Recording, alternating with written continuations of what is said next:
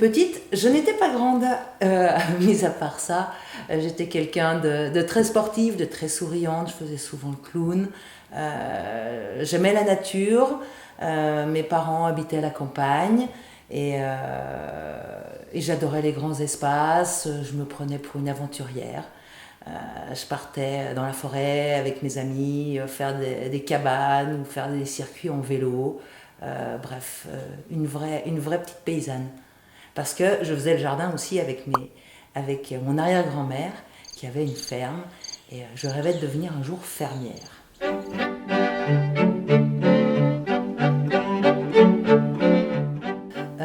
Contes de fées, pas vraiment. Plutôt les dessins animés, même si on regardait pas beaucoup la télé à la maison, tout ce qui était Tom Sawyer, Heidi, Belle et Sébastien, j'adorais. Parce que on retrouvait encore une fois la nature, les animaux, les hommes, les relations dans la famille, etc. Donc je pense que ce côté-là me plaisait beaucoup.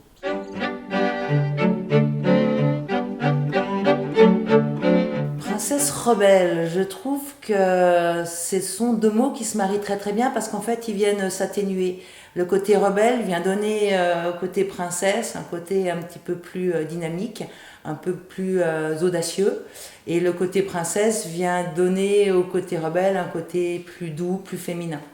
Je pense que qu'aujourd'hui dans la société, notre rôle justement, nous, de nos femmes, c'est de garder toute notre féminité, mais en même temps d'être audacieuse, d'être un petit peu rebelle, parce qu'on a un véritable rôle et qu'il faut qu'on puisse faire bouger les choses. Et c'est notre côté rebelle qui va bousculer les lignes, bousculer les schémas et faire, je le souhaite, que les choses avancent et changent.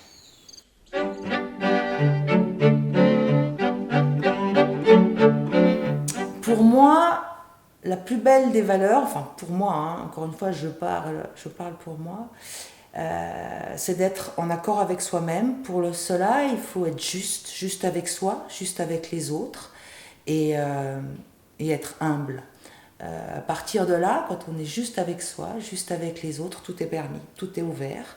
La bienveillance, le partage, pour moi ça va d'ailleurs complètement ensemble. Si on est bienveillant, on partage. Si on est audacieux, à ce moment-là, on va oser et on va être vrai, authentique.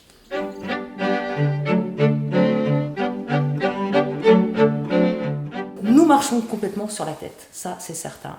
Quand on voit ce qui se passe aujourd'hui dans la société, c'est complètement aberrant. Que ce soit les événements tragiques qui se passent, cette montée de haine les uns vis-à-vis des autres. Pourquoi? De la jalousie certainement. Je pense qu'il est essentiel de nous rapprocher, qu'il est essentiel de nous faire confiance.